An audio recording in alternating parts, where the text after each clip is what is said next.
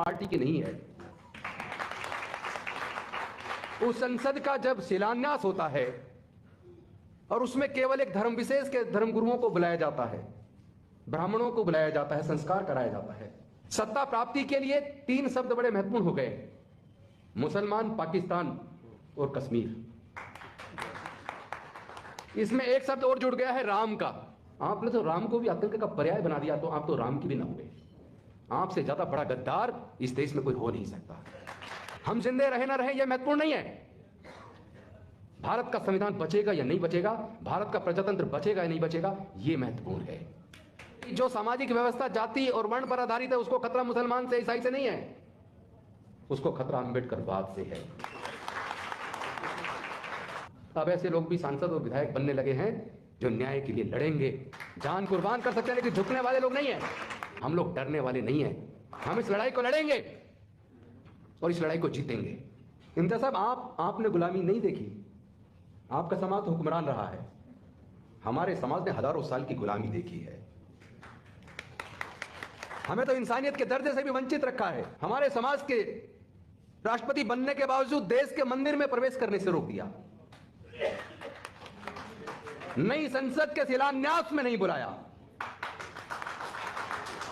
और अब देश की नई संसद जब बन के तैयार है, फिर से देश के साथ एक धोखा कि अगर 24 में फिर से साहब आ गए तो प्रजातंत्र शब्द को हम इतिहास में पढ़ेंगे, इसमें कोई संदेह नहीं है। और विल्सन साहब ने तो भारत की संविधान की प्रस्तावना को बताकर अपनी शुरुआत की थी भाषण की। भारत एक संप्रभुता संपन्न, समाजवादी, धर्मनिरपेक्ष, प्रजातांत्रिक गणराज्य है। लेकिन मुझे लगता है ये किताबों में है, ये संविधान में है, ये भारत के संविधान की मूल भावना है। This is basic structure of Indian constitution which can not be amended under article 368, but in spite of the whatever is happening in India we have to see it. जो देश में हो रहा है हमें देखना होगा। जब नए संसद भवन का शिलान्यास हुआ था, मैं उस घटना की तरफ आपको ले जाना चाहता हूं। भारत का कोई अपना एक धर्म नहीं है, भारत की सरकार का कोई अपना धर्म नहीं है। चाहे कोई राष्ट्रपति की कुर्सी पे हो, चाहे प्रधानमंत्री की हो, उसका व्यक्तिगत तौर पे अपना धर्म हो सकता है, नहीं होगा, है। वो अपने घर के कोई आयोजन करे, कोई कार्यक्रम करे, वो अपने धर्म के धर्मगुरु को बुला के संस्कार करे, हमें कोई एतराज नहीं है। लेकिन देश की संसद किसी व्यक्ति की नहीं है, किसी पॉलिटिकल पार्टी की नहीं है। उस संसद का जब शिलान्यास होता है और उसमें केवल एक धर्म विशेष के धर्मगुरुओं को बुलाया जाता है, ब्राह्मणों को बुलाया जाता है, संस्कार कराया जाता है, उसमें सारे देश की पॉलिटिकल पार्टियों का चुप्पी साध लेना किस बात का डर है?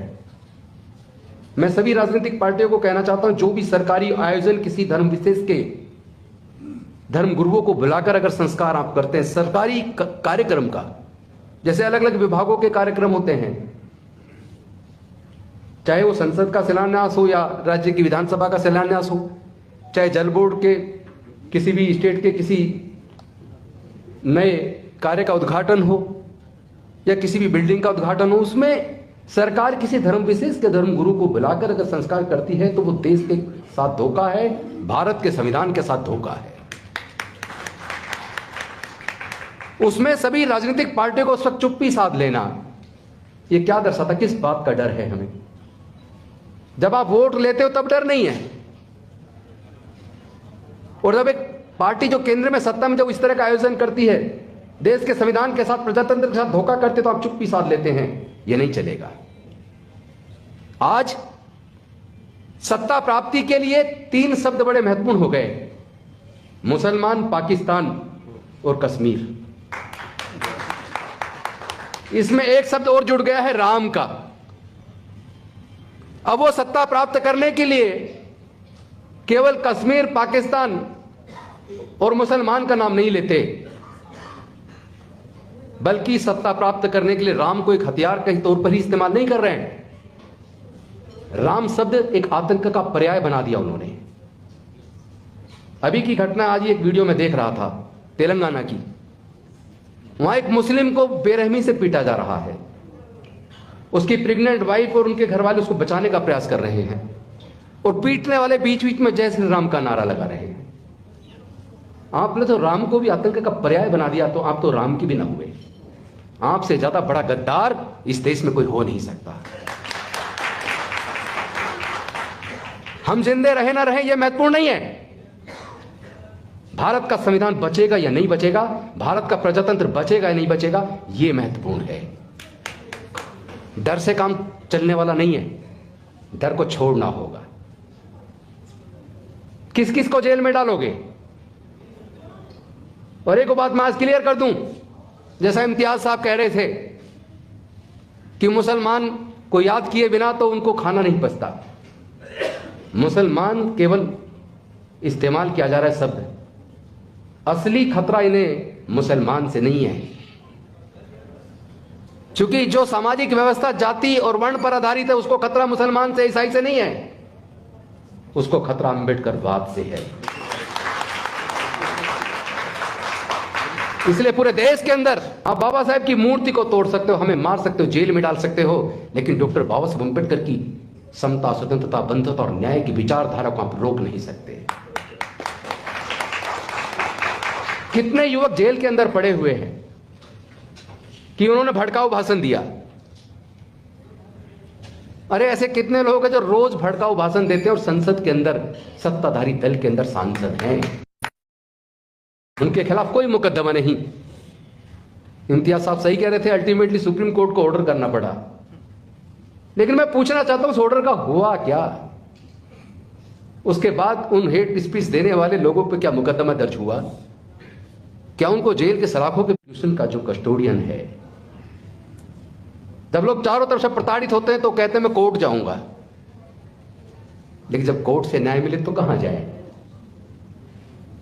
देश की सरकारों को सोचना होगा, कोई अजर अमर नहीं है यहां, न साहब है ना हम हैं, सबको एक दिन खत्म होना है। तथागत बुद्ध ने कहा हर चीज अनित्य है, जो चीज आई है उसका खत्म होना तय है। लेकिन कुछ लोग समझते हैं हम सत्ता में आ गए, आजीवन अब हम ही रहेंगे, हम तो अजर अमर हैं। ये वो अपनी गलतफहमी दूर कर लें। नाभा कुमार जी जैसे लोग, हम जैसे लोग, विल्सन साहब जैसे लोग, इम्तियाज साहब जैसे लोग, अब ऐसे लोग भी सांसद और विधायक बनने लगे हैं जो न्याय के लिए लड़ेंगे, जान कुर्बान कर सकते हैं, लेकिन झुकने वाले लोग नहीं है। भारत का संविधान हमें इजाजत देता हम किसी भी धर्म को माने, किसी भी आस्था को माने, लेकिन किसी दूसरे की आस्था को ठेस पहुंचाने का किसी को अधिकार नहीं है।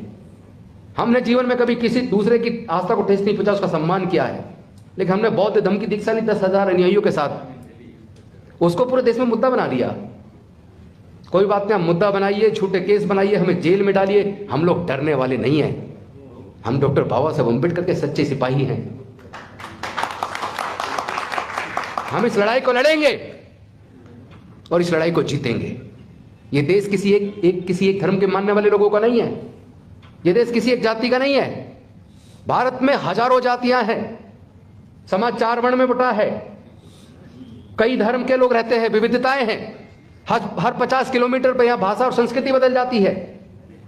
आजादी से पहले तो 562 रियासतों में भारत बटा था। Thanks to doctor Baba Saheb Ambedkar कि उन्होंने एक ऐसा संविधान दिया जिसने भारत को एक राष्ट्र के रूप में यूनाइट किया। इतनी विविधताओं के बावजूद भारत को बांध के रखा, लेकिन आज केंद्र में बैठी हुई सत्ताधारी पार्टी देश को तोड़ने की साजिश कर रही है। कौन लोग हैं जो देश में नफरत फैला रहे हैं? कौन रोकेगा नफरत फैलाने वाले लोगों को? जब सत्ताधारी पार्टी खुद नफरत फैलाए और सरकारी संस्थान मूक दर्शक बने रहें, अल्टीमेटली हम जैसे लोगों को फिर रोड पे आके लड़ना होगा। हम लड़ेंगे, मरना तो एक दिन तय है। जैसे आपने कहा था कि अगर ये इमारत गिर जाए तो हम सब मर सकते हैं। इमारत गिरा न गिरे, मरना तो तय है, आज नहीं तो कल।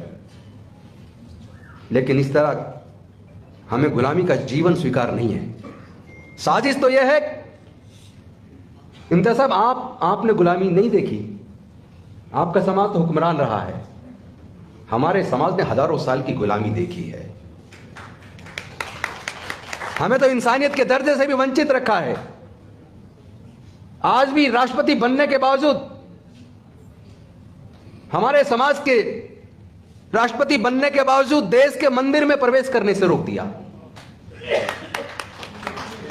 नई संसद के शिलान्यास में नहीं बुलाया।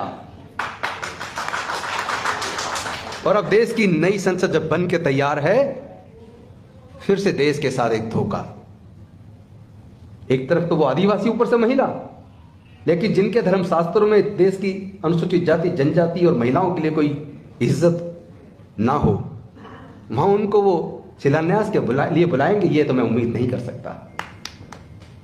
लेकिन उनको यह एहसास जरूर करा दूं कि आप देश को तोड़ना बंद करो, जाति धर्म के नाम पे बांटना बंद करो। आपकी सारी साजिशें 2024 तक हम उजागर कर देंगे और आपको कामयाब नहीं होंगे।